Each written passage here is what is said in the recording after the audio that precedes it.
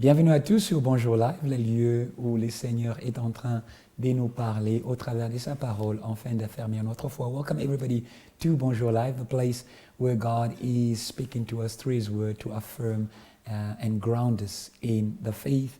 And I ask you to join me in welcoming a servant of God that you're used to seeing on Bonjour Live, a blessing to us. And I believe a blessing to you, Pastor Abraham Raja from Kings and Priests International Ministries. Welcome. Praise the Lord, it's an honor to be here once again, and we trust God for good things today. Amen. Welcome everybody, bienvenue. And our theme today is contented, is a question. Contented, êtes-vous satisfait? C'est ça notre thème de ces jours. And our scripture is 1 Timothy chapter 6 from verse 8. Notre lecture est prise de 1 Timothée chapitre 6, les versets 8. The Bible says, "And having food and clothing, with these we shall be content." Amen and amen. The first question is, we just want to speak about the lack of contentment and the sin of envy. Notre première question, c'est les manques de satisfaction intérieure et les péchés de l'envie.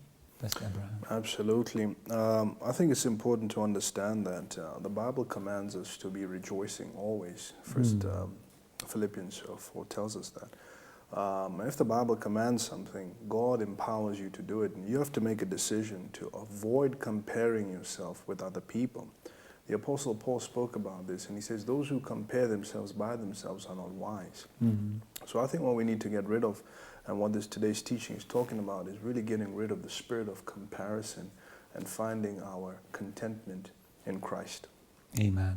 La première chose, il dit que l'apôtre Paul nous recommande de nous réjouir en tout temps. Donc, il est très important de connaître que quand Dieu vous demande de vous réjouir, il vous donne aussi les capacités de vous réjouir, de trouver cette joie-là en lui. Et cela va nous aider à ne pas tomber dans les péchés de comparaison où on est toujours en train de vouloir être comme, de vouloir faire comme, et on n'est pas soi-même. Le Seigneur aimerait que nous puissions trouver l'essence de notre vie en lui-même et en lui seul.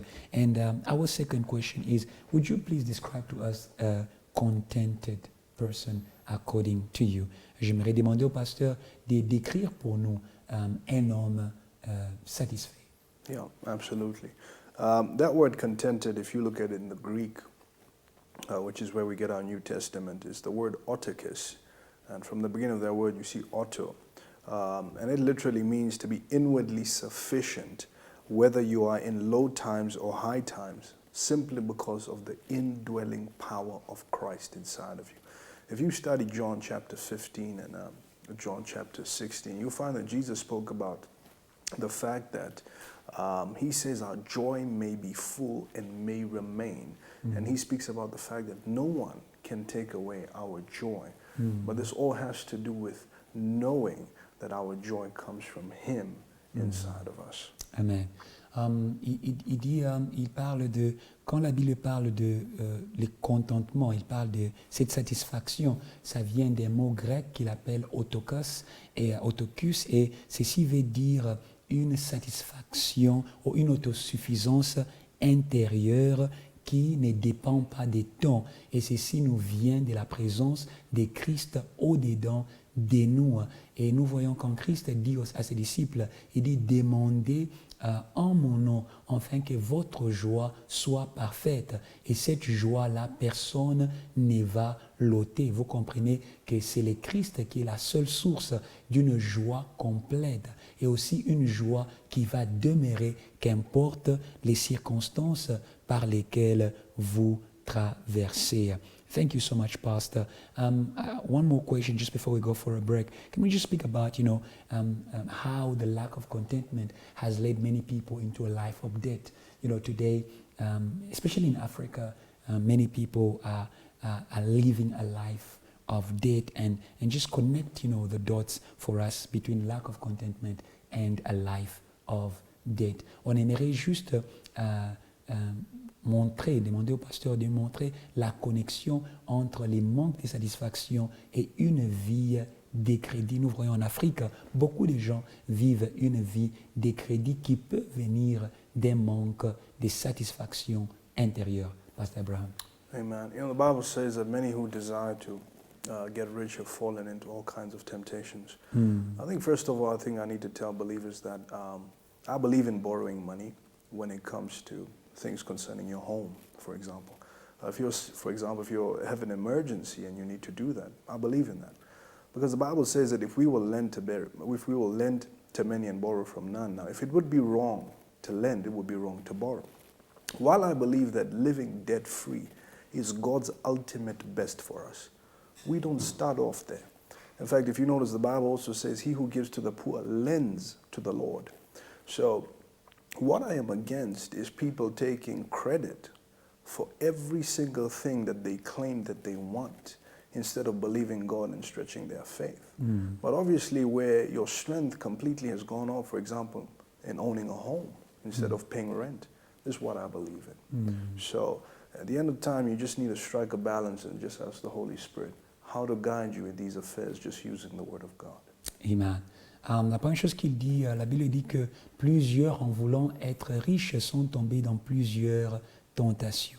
Mais au-delà de ça, il ne trouve pas qu'il y a un problème à emprunter l'argent pour, par exemple, acheter une maison au lieu de louer une maison. La Bible dit qu'il y a beaucoup de joie à donner qu'à emprunter. Donc si Dieu permet qu'on puisse donner à plusieurs, donc il n'y a pas de problème que l'on puisse emprunter. La Bible dit aussi que celui qui donne aux pauvres emprunte en Dieu, à Dieu. Donc les problèmes, ce n'est pas emprunter. Les problèmes, c'est les raisons pour lesquelles vous empruntez. Alors si vous vous retrouvez dans une situation où réellement, comme le cas d'acheter une maison, vous n'êtes pas encore à ce niveau où vous vivez sans dette, parce que réellement, le plan de Dieu est que nous puissions vivre sans dette. Notre Dieu, il n'est débiteur des personnes. Mais avant d'arriver là-bas, vous pouvez devoir passer par une vie où vous devez emprunter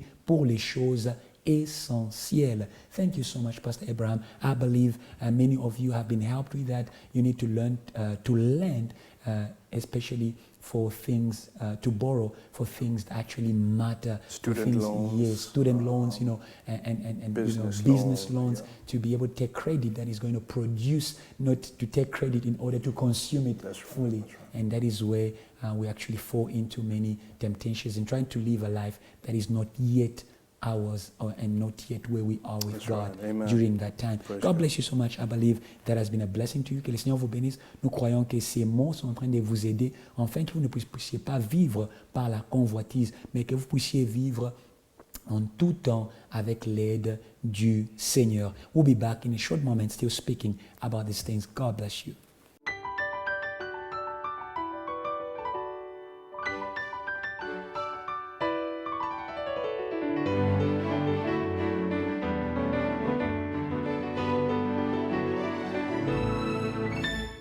Vous la parole, malgré votre langue, Jésus vous aime.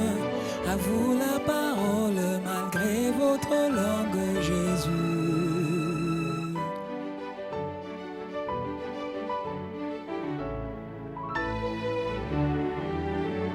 À vous la parole, malgré votre langue, Jésus. Bonjour life. Welcome back everybody to Bonjour Live, and I believe God is speaking to your heart today and is filling you with the full joys of heaven as you connect to His Spirit. Bienvenue à tous à cette émission encore. Nous croyons que le Seigneur est en train de remplir votre cœur de sa joie abondante qui vient de l'Esprit du Seigneur qui est au milieu de vous. I want to ask one more question, and I want to take this from the book Open Heavens by Pastor Adeboye. He says something wonderful. He says, therefore you need to know that it's not what you have that determines your happiness. Happiness is the function of your mind. I want to get your thoughts on this wonderful thought that is given by the man of God. Le pasteur Adeboye, dans les livres Les cieux ouverts, que je vous demande d'acheter, ça va vous bénir beaucoup, il dit que notre joie ne doit pas être déterminée par ce que nous avons, mais notre joie est fonction de notre pensée. Pasteur Abraham. Praise the Lord. There are two scriptures that come in my mind, speaking about the mind. Colossians chapter 3 tells us that if you've been risen with Christ, you need to set your mind on things above. The Apostle Paul as well in the book of Philippians chapter 4, which is the one that's speaking about joy and rejoicing, says, whatsoever things are pure, lovely, of good report, think on these things or meditate on these things.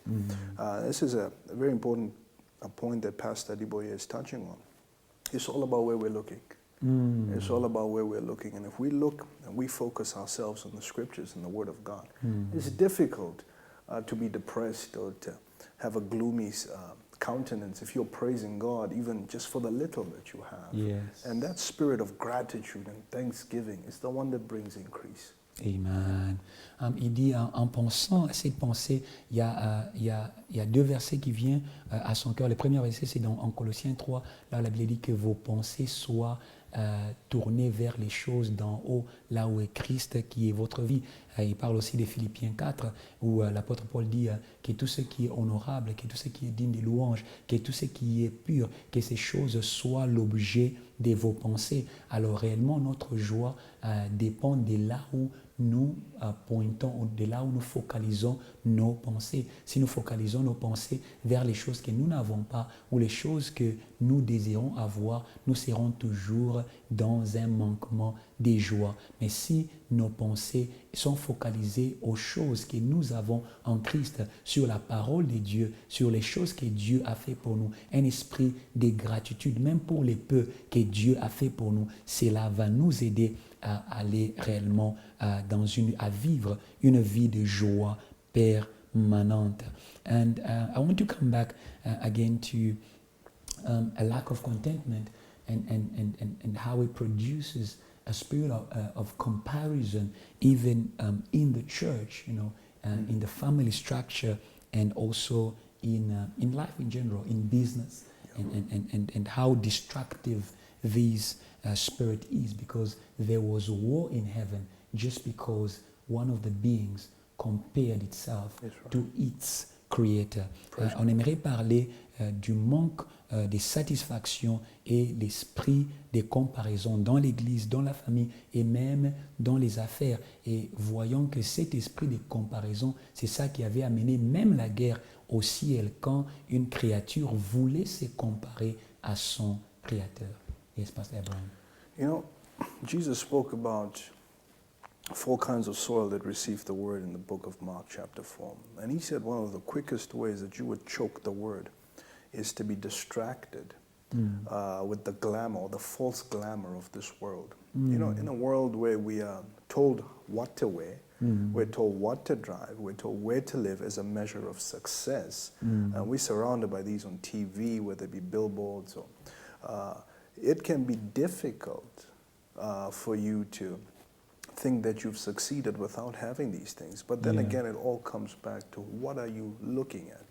Because the spirit of comparison is so dangerous that you will always either feel more superior than your neighbor or than the person next to you, or you will feel inferior comparing yourselves according to what you think is blessings in terms of material wealth. While God does want you to have these things, He wants you to have them in the proper context and never let them compete with God in your heart. The Bible says this is a spirit of mammon, and this is idolatry. So we need to be careful for this thing because it can destroy lives in our fellowship with Jesus Christ. Amen, amen. Il parle d'abord comment est-ce que Jésus est en train de nous prévenir afin que les préoccupations de la fausse gloire de ce monde ne puissent pas bloquer la vie de la parole au-dedans de nous. Partout où nous partons aujourd'hui, que ce soit sur la télévision, à l'Internet, nous avons une image de succès et de prospérité qui nous est montrée. Et ceci nous met dans une course où continuellement, malgré ce que nous atteignons dans la vie, nous ne sentons pas comme si nous sommes arrivés, parce que la télé dit que si tu es arrivé, tu dois avoir telle ou telle chose. Et il parle aussi comment est-ce que réellement cet esprit de comparaison va soit vous amener à avoir un complexe de supériorité où vous pensez que vous êtes toujours au-dessus des autres, ou un complexe d'infériorité où vous pensez que vous êtes moins que les autres. Alors ceci va vous amener toujours à ne pas avoir une bonne relation avec les gens autour de vous. Mais aussi, il faut faire attention, si tout ce qui fait de vous ce que vous êtes, ce sont les choses de ces mondes, c'est l'image des succès de ces mondes, ça va commencer à être une compétition avec Dieu dans votre cœur. Et cela sera une idolâtrie, comme nous le voyons. Jésus dit, personne ne peut servir 2 maîtres à la fois. Il va soit aimer un et haïr l'autre. Alors, l'esprit de comparaison, réellement, est un esprit qui détruit et la vie et la communion avec Dieu. Thank you so much, Pastor Abraham, for that. And I have one last question. Is it wrong to desire to be rich? Est-ce que c'est mauvais de vouloir être riche? Or to desire to have more than you have right now? I think that word desire would have to be clarified a bit. Jesus spoke about this when he's in Matthew chapter 6, when he spoke about the importance of the kingdom supplying every other need, and how we are to take no anxious thought for tomorrow. If your desire is placed on wealth, this is wrong. This is wrong. In the sense that it must not overcome. The Bible says, blessed is the man who greatly desires in God. And the Bible says that if you put your desire in the Lord, He will give you the pleasures of your heart. So it all boils down to, once again, what's forming the main focus of your thoughts? What's forming the main focus of your daily activities? For example, does the desire you have to be wealthy force you to take away your tithe and start looking at other things, to force you to take away the seed and start looking at other things? If you've got 3 cars, God says give away 2 of them. To keep that mentality of desire, what will you do? So once again, it's always about priorities. Put the kingdom, seek it first, and trust in the King of the kingdom and the kingdom in you to begin to provide for you. So desire must always be put in submission to God as the desire of all things. Il dit la première chose, c'est de clarifier les mots désir, parce que Jésus, en Matthieu 7, il nous parle clairement que nous devons chercher les royaumes de Dieu en premier lieu, et que nous ne devons pas chercher les choses de ce monde, parce que ce sont les païens qui les cherchent. La Bible dit aussi, fais de l'Éternel tes délices, il te donnera ce que ton cœur veut. Donc il est très important que nous puissions avoir nos désirs pleinement dans les Seigneurs, et le Seigneur qui est le roi de son royaume, il va pourvoir pour nous, il va aussi nous amener là où il veut nous amener. Il est très important aussi que si nous avons que des désirs pour la richesse, nous allons arriver à un niveau, quand nous avons 3 voitures, est-ce qu'on sera capable de donner une voiture à Dieu si Dieu nous les demande? Alors il est très important que les désirs soient soumis à la volonté de Dieu. Thank you so much, Pastor Abraham. I believe you've been blessed. This is the time where you receive Jesus as your Lord and Savior. Pastor Abraham. Praise the Lord. If you're not saved wherever you are, and if you're not sure of eternal salvation, I want you to pray with me right now. And after this prayer, if you're sick in your body, I'm going to pray for people that are sick in their body and that are demonically oppressed. But if you need salvation, that's the most important thing right now. Just say, Lord Jesus. Lord Jesus. I believe in my heart. I believe in my heart. I declare with my mouth. I declare with my mouth. You are the Son of God. You are the Son of God. Who died. And rose again from the dead. I believe you. I believe you. As my God. As my God. And in you. I find my contentment. I find my contentment. In Jesus' name. In Jesus' name. Right now, if you're sick in your body, I just want you to place your hand wherever it is that you're sick in your body in Jesus' name. Yes. There's no sickness that Jesus cannot cure today. Yes. Jesus the same yesterday, today, and forever. Right now, in Jesus' name, I begin to speak to cancer. I begin to speak to incurable diseases. Yes. For with God, nothing shall be impossible. And I say and I command you, leave that body in the name of Jesus Christ. And Father, wherever there is any activity of principalities, powers, satanic activity in people listening to the sound of my voice, Lord, I take authority over that in Jesus' name. I cast out devils in the name of the Lord Jesus Christ. In the name of Jesus. I set people free from curses. I set people free from curses, from spells, from vexes, whatever the cause it may be. The Son of God has come to set you free today in Jesus' name. In Jesus' and Father, name. thank you for encouraging someone right there that wants to give up on you in Jesus' name. Amen. Amen. Amen. You are healed. You are delivered. Praise you are God. blessed in Jesus' name. And as we end, I just want to ask Pastor Abraham if there's any material that is, because now you know that Pastor Abraham is a writer of books. Any material on deliverance, prophecy, and the gifts of the Holy Spirit Praise that you have God. written on. Yes, we'd encourage you to go to our website. There's a variety of things out there. So it should be scrolling down. You can learn more about our ministry and what we're about. Yes. And if God's tugging at you to connect with us, then go ahead and do that. Praise God. Amen. Thank you so much, Pastor Abraham. Thank you to you, our viewers. I believe you've been blessed, healed, and uplifted in spirit by the words of God. God bless you. Keep watching Bonjour Life.